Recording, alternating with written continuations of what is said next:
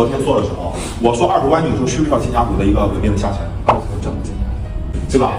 这个是二头需要稳肩胛骨稳定，因为二头的长头和短头的起点都在肩胛骨上。如果你肩胛骨跑偏了，那你起点没有固定，你的整个收缩是不是稍微平移了？没有收缩。好，转头看上边，转头看黑板最上边，长头起点在什么地方？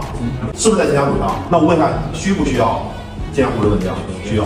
一定是需要。好，你再包括这个绳口。好，他刚才有什么问题了？他现在这个重量很轻，但是他现在肘关节的位置和肩关肘在前面，他的肩胛骨特别容易散。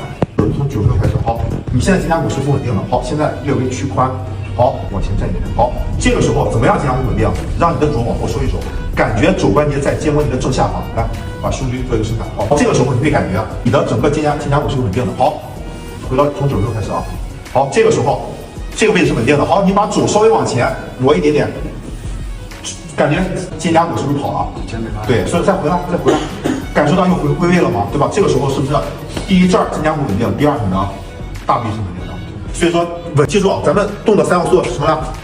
身体发力姿态，这个姿态就是稳定，咱们说的稳定肌肉的起点端。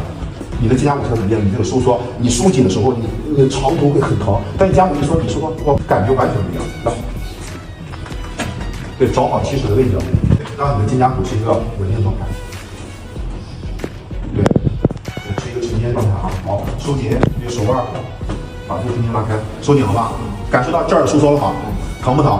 好，耸肩，没了吧？是不是感觉哎这个地方你一肩我一松，这个地方受力就没了？对，沉肩，挺胸，这儿是收紧了吧？